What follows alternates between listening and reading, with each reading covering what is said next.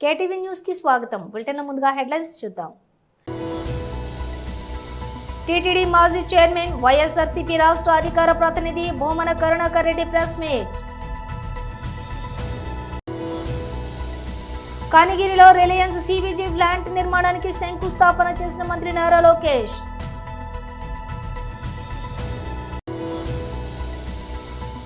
భూముల వేలం నిలిపివేయాలని ఢిల్లీలోని తెలంగాణ భవన్ వద్ద ప్లకార్డులతో నిరసన.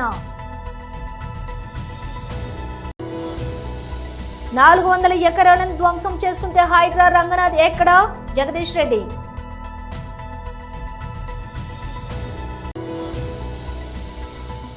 శ్రీవారిని దర్శించుకున్న ముఖేష్ అంబానీ తనయుడు ఆకాష్. విజయవాడ బీజేపీ రాష్ట్ర పార్టీ కార్యాలయంలో కూటమి ప్రభుత్వంలో మరొకసారి ఎమ్మెల్సీగా అసెంబ్లీలో ప్రమాణ స్వీకారం చేసి బాధ్యతలు చేపట్టిన బీజేపీ జాతీయ కార్యవర్గ సభ్యులు మాజీ రాష్ట్ర అధ్యక్షులు సోము వీర్రాజును గాజువాక బీజేపీ నాయకులు కరణంరెడ్డి నరసింగారావు ఆధ్వర్యంలో జిల్లా అధ్యక్షులు పరశురామరాజు తదితరులు ఘనంగా సన్మానించారు. ఈ సందర్భంగా వారు మాట్లాడుతూ బీజేపీలో 4 దశాబ్దాలుగా వివిధ హోదాల్లో పనిచేసిన సీనియర్ నేత సోము వీర్రాజుకు ప్రధాని నరేంద్ర మోదీ నాయకత్వంలో మరొకసారి కూటమి ప్రభుత్వంలో ఎమ్మెల్సీగా అవకాశం కల్పించడం పట్ల సంతోషం వ్యక్తం చేశారు. బుధవారం ఉదయం 6 గంటలకు రాజమహేంద్రవరం నుండి 100 కార్లతో పార్టీ కార్యకర్తలు అనుచరులతో కలిసి అమరావతి అసెంబ్లీకి చేరుకున్నారని తెలిపారు. ప్రమాణ స్వీకారం అనంతరం విజయవాడ పార్టీ కార్యాలయంలో మీడియా సమావేశం నిర్వహించి కూటమి నాయకులకు ధన్యవాదాలు తెలిపారని అన్నారు. విశాఖపట్నం గాజువాక నుండి వెళ్లిన జిల్లా అధ్యక్షులు పరశురాం రాజు కరణంరెడ్డి నరసింగారావు ఆధ్వర్యంలో గజమాలతో ఘనంగా సత్కరించారు. కార్యక్రమంలోని నాయకులు గూటూరు శంకర్రావు, కిలాని ముసలయ్య, పి నాగేశ్వరరావు, బొత్స దిలీప్ కుమార్, వంశీ యాదవ్, రామునాయుడు, రాజశేఖర్ తదితరులు పాల్గొన్నారు.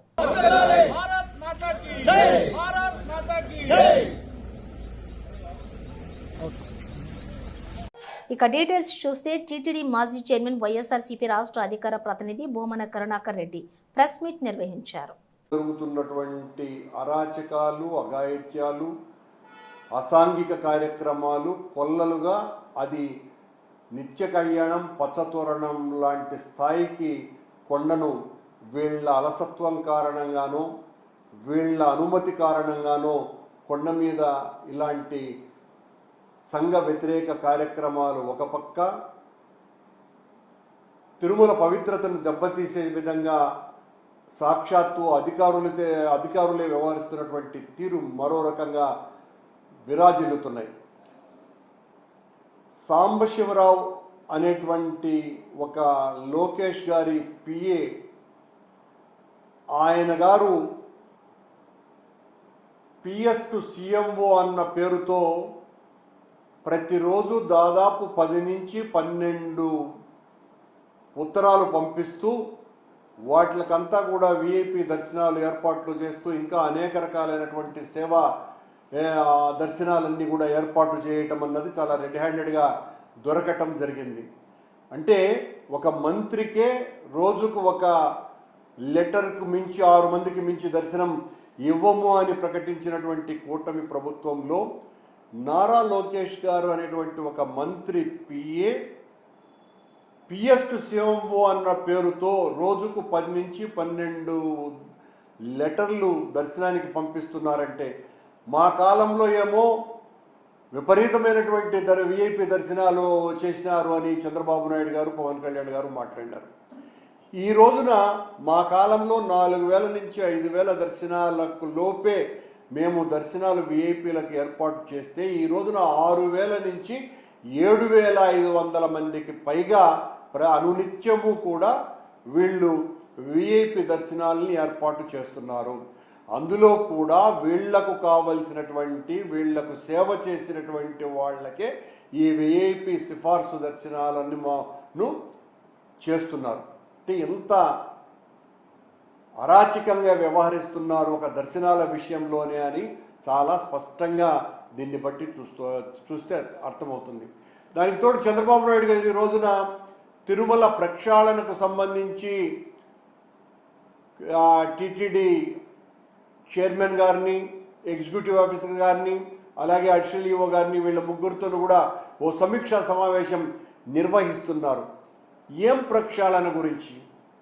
వీళ్ళు చేస్తున్నటువంటి ప్రక్షాళన ఏంది? ఈ 10 నెలల కాలంలో మీరు కొండ మీద మీ పాలన వలన ఇన్ని తప్పులు కావు. ఒకవైపున టూరిజంని డెవలప్ చేయడానికి బోటింగ్ వ్యవహారం కానీ, దాని మీద మాట్లాడినటువంటి అటవీ శాఖ అధికారి ఇక్కడ చట్ట వ్యతిరేక కార్యక్రమాలు జరుగుతున్నాయని చెప్పటం కానీ, అంటే చట్ట వ్యతిరేక కార్యక్రమాలు జరుగుతున్నట్టే కదా. ఇప్పటి వరకు 4 సార్లు అక్కడ ఎర్రచందనాన్ని పట్టుకున్నారు కొండ మీద. ఇదొక చట్ట వ్యతిరేకమైనటువంటి కార్యం. ఏపీలో వెనుకబడిన ప్రకాశం జిల్లాలో పారిశ్రామిక వెలుగులకు కూటమి ప్రభుత్వం శ్రీకారం చుట్టింది. ప్రకాశం జిల్లా కనిగిరి నియోజకవర్గం పీసీపల్లి మండలం దివాకరపల్లి గ్రామ సమీపంలో రిలయన్స్ న్యూ ఎనర్జీ సంస్థ ఏర్పాటు చేయనున్న ఇంటిగ్రేటెడ్ కంప్రెస్డ్ బయోగ్యాస్ ప్లాంట్కు విద్యా ఐటీ శాఖల మంత్రి నారా లోకేష్ ఈరోజు శంకుస్థాపన చేశారు. Reliance Industries director PMS Prasad, Reliance Industries Limited APTS mentor PVL Madhava Rao, Reliance bio ఎనర్జీపై సిఇఓ హరీంద్ర కె త్రిపాఠితో కలిసి భూమి పూజ చేశారు. సెల్ఫ్గా చెప్పారు, బుడ్డోడైన ఉగ్ర నరసింహ రూపుంది. నేనేమైనా హామీ మర్చిపోతే నన్ను వదిలిపెట్టుకున్న వెంటాడిన ఉగ్ర నరసింహారెడ్డి గారు, గౌరవ కలెక్టర్ గారు తమిన అన్సారియా గారు, గౌరవ చీఫ్ సెక్రటరీ విజయానంద్ గారు, నాకు కుటుంబ సమానమైన పిఎంఎస్ ప్రసాద్, అందరికీ నా హృదయపూర్వక నమస్కారాలు. ఉమ్మడి ప్రకాశం జిల్లా అంటే నాకు మొదటి గుర్తు వచ్చేది పౌరుషం, ప్రేమ. ఇక్కడ ప్రజలకి పౌరుషం ఎక్కువ, ప్రేమ కూడా ఎక్కువ. ప్రకాశం జిల్లాకు టీడీపీ అన్నా, చంద్రబాబు నాయుడు గారన్నా పెద్ద ఎత్తున ప్రేమ ఉంది. 2019లో ఎదురుగాలి ఉన్నా మీరు 4 శాసనసభ్యుల్ని తెలుగుదేశం పార్టీలో గెలిపించారు. 2024 ఎన్నికల్లో 10 సీట్లు తెలుగుదేశం పార్టీని గెలిపించారు. యువగలం పాదయాత్ర చేసినప్పుడు ఇక్కడ ప్రజల కష్టాలు నేరుగా నేను చూశాను. ప్రకాశం జిల్లాలో యువగలం ఒక ప్రభంజనంగా నడిచింది. వాస్తవంగా ఆంధ్ర రాష్ట్ర చరిత్రలో మార్పు మొదలైందంటే అది 2022లో ప్రకాశం జిల్లాలో జరిగిన తెలుగుదేశం పార్టీ మహానాడని సభాముగా తెలుపుతున్నా. నేను ఆ రోజే చెప్పా, మీరు నా పైన చూపించిన ప్రేమకు 2 తిరిగి నేను మీకోసం పని చేస్తానని. నేను ఆ రోజే చెప్పా, ప్రకాశం జిల్లా నా గుండెల్లో పెట్టుకుని అభివృద్ధి చేస్తానని. 2014లో రాష్ట్ర విభజన జరిగింది. కట్టుబట్టలతో మెడబట్టి మన అందరినీ బయటికి గెంటేశారు. ఆ కట్టుబట్టలతో మన ప్రయాణం ప్రారంభించాం. ఆనాడు అందరి ఆమోద్యంతో అమరావతియే మన రాజధానిగా ప్రకటించుకున్నాం. ఒకే రాజధాని, అభివృద్ధి వికేంద్రీకరణ నినాదంతో మన ప్రభుత్వం పనిచేసింది. అనంతపురానికి ఆటోమోటివ్ కంపెనీలు తీసుకొచ్చాం. చిత్తూరు, కడప జిల్లాకి ఎలక్ట్రానిక్స్ కంపెనీలు తీసుకొచ్చాం. కర్నూలు జిల్లాకి విద్యుత్, సోలార్ కంపెనీలని తీసుకొచ్చాం. ఇంకో పక్కన ప్రకాశం జిల్లాకి పెద్ద ఎత్తున ఆక్వా రంగాలను ప్రోత్సహించాం. ఇంకా ఉత్తరాంధ్రని, విశాఖపట్నాన్ని ఏకంగా ఐటీ ఫార్మా హబ్గా కూడా మనం తయారు చేసుకున్నాం. ఇంకా 2019 నుంచి 24 వరకు ఏం జరిగిందో నాకన్నా మీకే బాగా తెలుసు. ఆంధ్ర రాష్ట్రంలో ఒక విధ్వంస పాలన నడిచింది. కొత్త కంపెనీలు తీసుకురాకపోగా ఉన్న కంపెనీల్ని పక్క రాష్ట్రానికి తరిమేసే పరిస్థితి. ఒక లూలు, అమర్ రాజా, హెచ్ఎస్బిసి లాంటి సంస్థల దగ్గర నుంచి చివరి జాకీ కంపెనీ దగ్గర నుంచి కూడా వాటాలు ఇవ్వలేదని వాళ్ళని తరిమేసే పరిస్థితి మనందరం చూసాం. నేను ఆ రోజు ముఖ్యమంత్రిగా ఉన్న పులివెందల ఎమ్మెల్యేకి ఛాలెంజ్ చేశా, మీరు తీసుకొచ్చిన ఒక్క కంపెనీ పేరు చెప్పమని. ఇప్పటికి కూడా అక్కడి నుంచి సౌండ్ రాలా.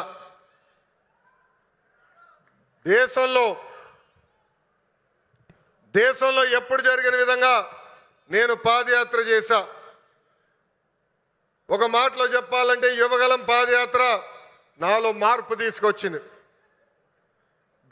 హెచ్సియు సమీప ప్రభుత్వ భూముల వేలం నిలిపివేయాలని ఢిల్లీలోని తెలంగాణ భవన్ వద్ద ప్లకార్డులతో నిరసన చేపట్టిన తెలంగాణ బీజేపీ ఎంపీలు, ఎమ్మెల్యేలు, ఎమ్మెల్సీలు మరియు బీజేపీ సీనియర్ నాయకులు. యూనివర్సిటీ భూముల అమ్మకమా, యూనివర్సిటీ భూముల అమ్మకమా, సేవ్ హెచ్యులెండ్, సేవ్ హెచ్యులెండ్, ప్రభుత్వ భూముల అమ్మకాలు వెంటనే, సేవ్ హెచ్యులెండ్, సేవ్ హెచ్యులెండ్, హైదరాబాద్ యూనివర్సిటీ భూములను, హైదరాబాద్ యూనివర్సిటీ భూములను, హైదరాబాద్ యూనివర్సిటీ భూములను, హైదరాబాద్ యూనివర్సిటీ భూములను, హైదరాబాద్ యూనివర్సిటీ భూములను, సిగ్గు సిగ్గుగా ప్రభుత్వమా, సిగ్గు సిగ్గుగా ప్రభుత్వమా,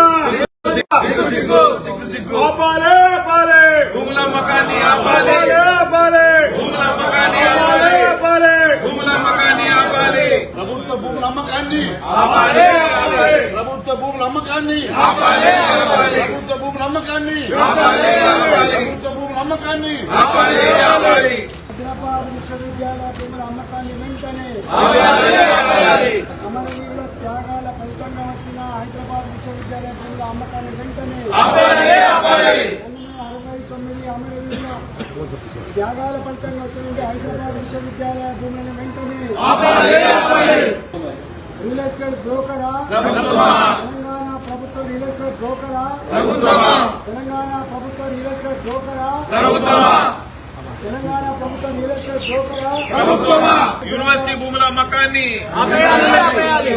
యూనివర్సిటీ భూముల అమ్మకాన్ని, యూనివర్సిటీ భూముల అమ్మకమా,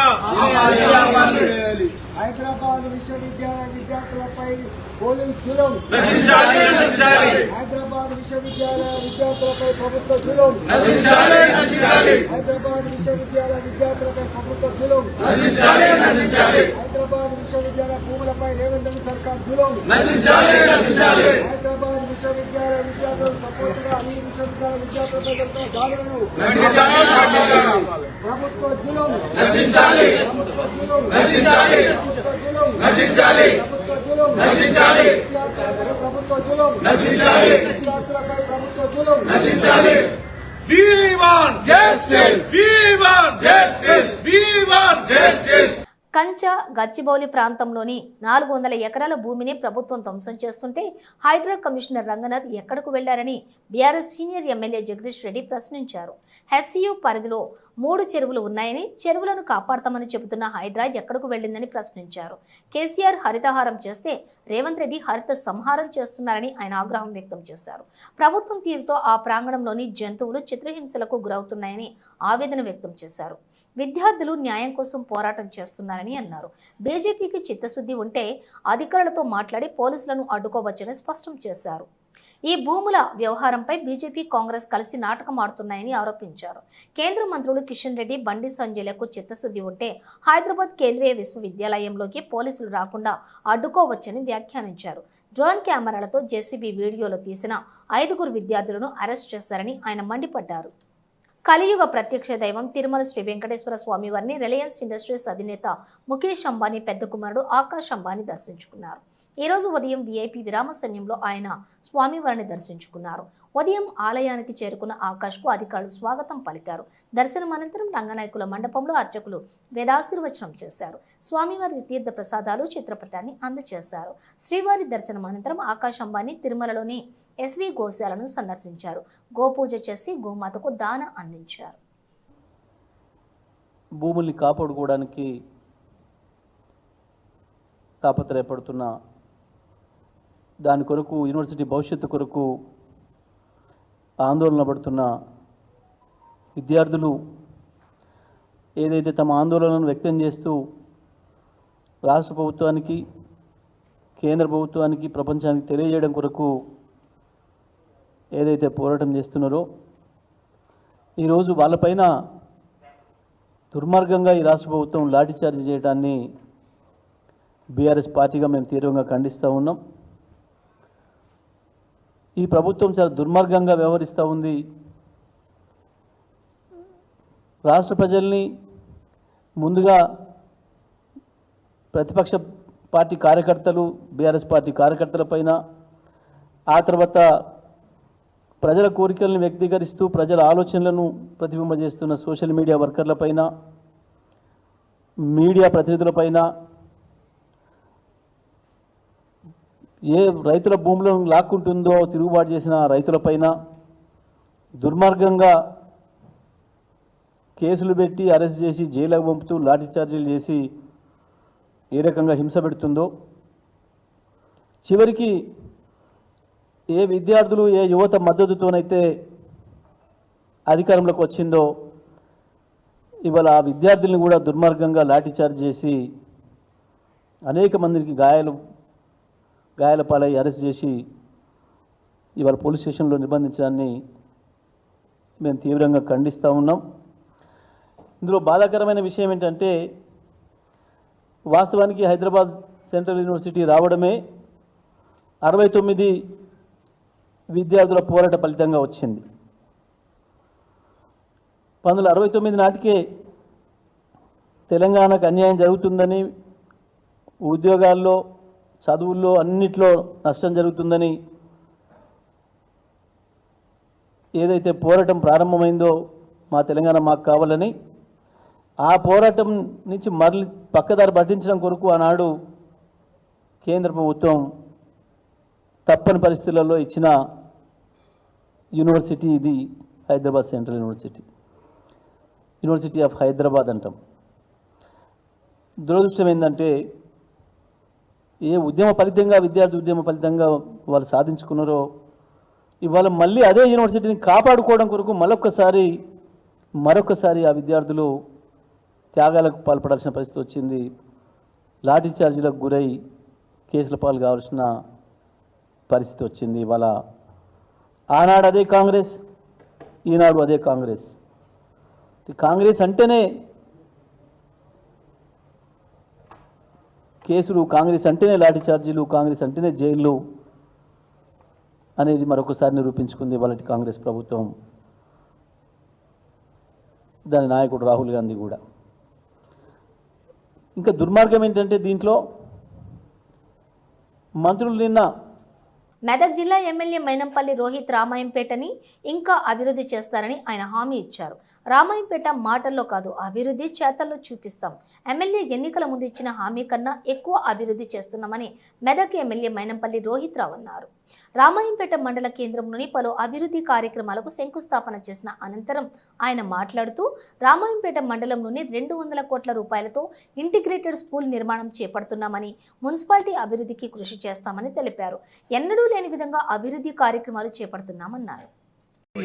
రామాయణపేట్ పట్టణ మరియు మండల ముఖ్య నాయకులకు, నా ముందున్నటువంటి ప్రింట్ అండ్ ఎలక్ట్రానిక్ మీడియా సోదరులకు, నా ముందున్నటువంటి మహిళా సోదరుమణులకు, వేదిక మీద ఉన్నటువంటి ఇతర ముఖ్య నాయకులకు, నా ముందున్నటువంటి మీ అందరు కూడా పేరు పేరున మనస్ఫూర్తిగా హృదయపూర్వకంగా నమస్కారాలు తెలియజేసుకుంటా ఉన్నా.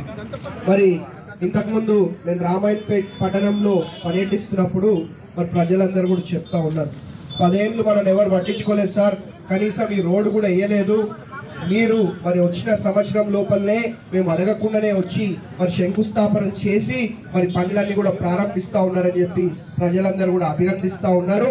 మరి ఇదే కాదు, బ్రహ్మాండంగా భవిష్యత్తులో ఇంకా మంచి మంచి సేవా సంక్షేమ కార్యక్రమాలు, అభివృద్ధి కార్యక్రమాలు చేసుకుంటూ ముందుకు పోతామని చెప్పి మీ అందరు కూడా ఇంకొకసారి పేరున మాటిస్తూ, మరి అదే కాదు, రామాయణపేట్ పట్టణం మండల్ 2 కలిపి దాదాపు 20 నుంచి 30 కోట్ల రూపాయలు మరి ఒక సంవత్సరం లోపలనే మనం పనులు ప్రారంభించుకోవడం జరిగింది అని చెప్పి తెలియజేసుకుంటా ఉన్నాం.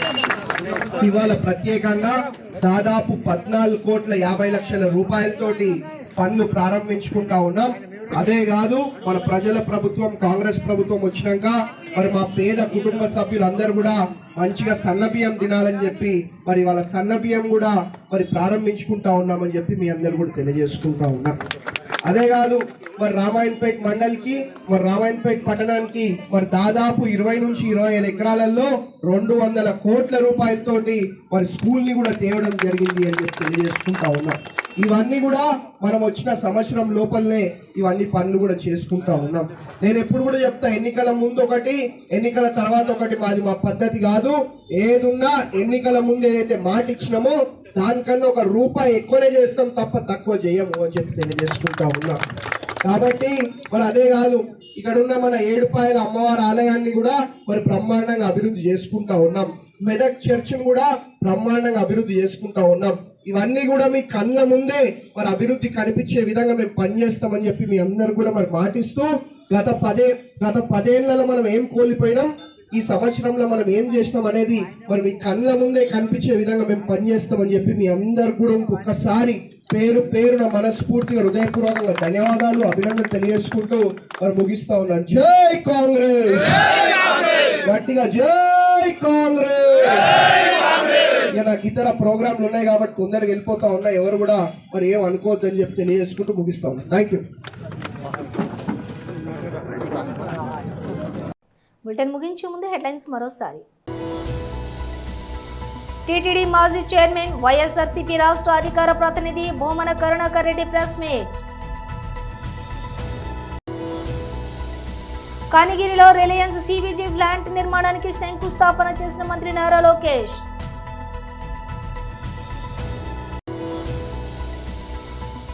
భూముల వేలం నిలిపివేయాలని ఢిల్లీలోని తెలంగాణ భవన్ వద్ద ప్లకార్డులతో నిరసన.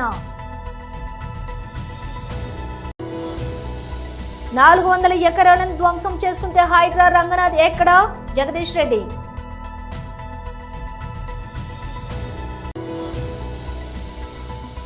శ్రీవారిని దర్శించుకున్న ముఖేష్ అంబానీ తనయుడు ఆకాష్. ఇవి బులెటిన్ విశేషాలు. మరో బులెటిన్తో మళ్ళీ కలుద్దాం.